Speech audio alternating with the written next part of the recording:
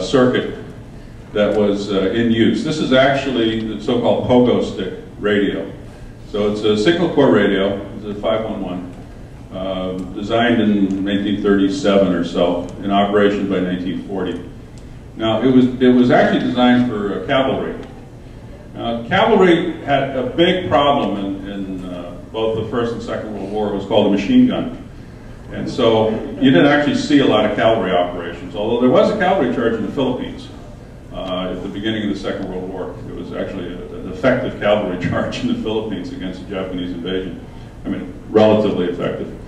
But as you can see, this actually had infantry use. So this is a little speaker battery pack, and this is the microphone, so you lean down into the microphone.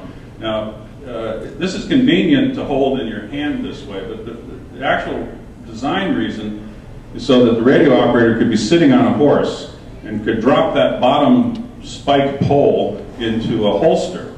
And then the radio itself would be about at chest height, and then the antenna would be above him. So this is for tactical communications in the cavalry. But it ended up being used in the infantry. And it's not very different from the handy-talkie, which you've seen the VC611, the little World War II handy-talkie in terms of the circuit. It's essentially a miniaturization, and it had the miniature civilian tubes in it. And here's another picture of in maneuvers, and this is the way it would be used. And so, you know, the lieutenant would say something to this guy, and this guy would say something to somebody else, and it would go back and forth. Now, these didn't have very much power, but this is the circuit. So this is a transceiver circuit. And the output was about 3/4 of a watt out. Now, from the point of view of linking up with spies in foreign countries, even if they're only across the English Channel, that's not enough power, obviously. But on the other hand, it's not that hard to amplify a radio frequency signal.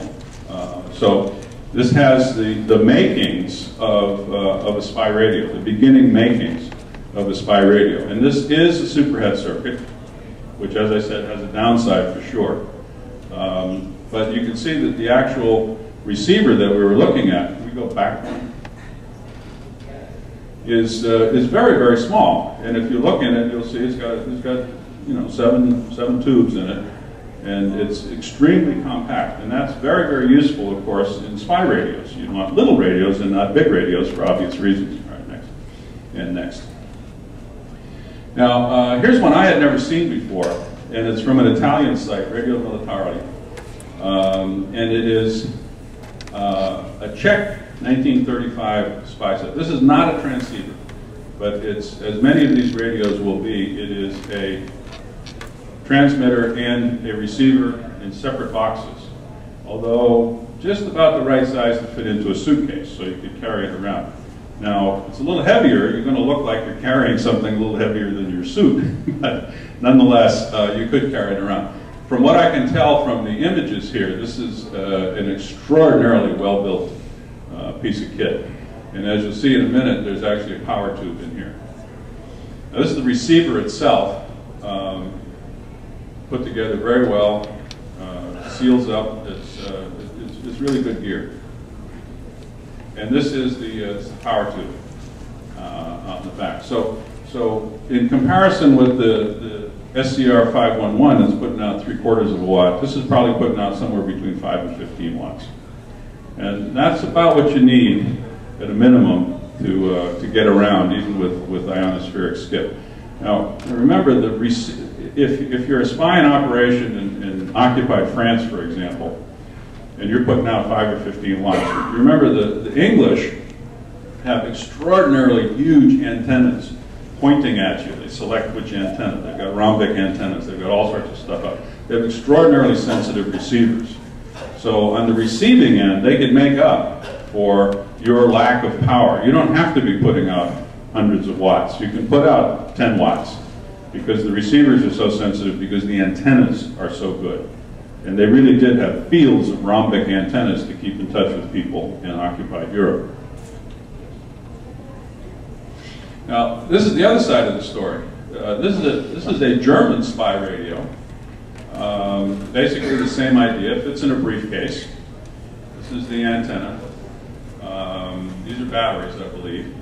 And this was captured in Scotland.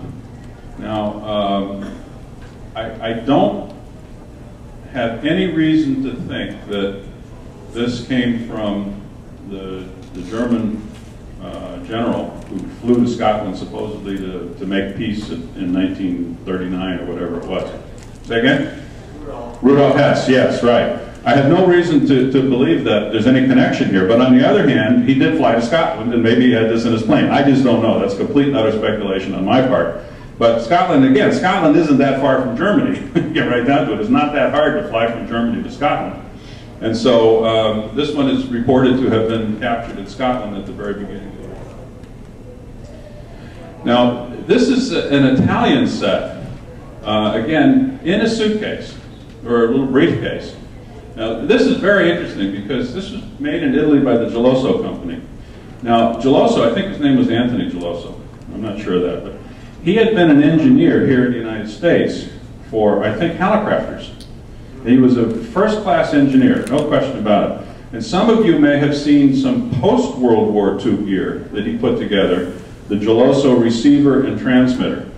And they are just absolutely gorgeous. They're, from a design point of view and from a performance point of view, they're wonderful, wonderful pieces of gear, comparable to the best of helicrafters. And maybe he was one of the best of the helicrafters engineers, I don't know. I don't exactly remember the company he was with, but it was either helicrafters or National. And I think it was the helicrafters. So anyway, when Geloso went back to Italy before the war and started working in electronics for Italy in the Geloso company, and he built this particular Italian spy receiver, which had an excellent reputation in the field. And this is what it looks like. You know, this is a pretty standard metal chassis, and we're talking about metal tubes, and we got a power tube here. And this is the underside. So that site, radiomilitari.com, is an excellent site for this sort of thing. All right, now here, this is a Russian suitcase spy radio from World War II, and it was on the cover of the Norwegian amateur radio magazine fairly recently, 2009. But what's so interesting, it was made to look like it had been manufactured in the United States. So there's a certain amount of disinformation going on at the same time. So this, you know, if you ran into this, gosh, it looked like we had an American spy here in Norway. I don't know exactly why we'd have an American spy in Norway, but anyway. In the spy business, this is known as a false flag operation.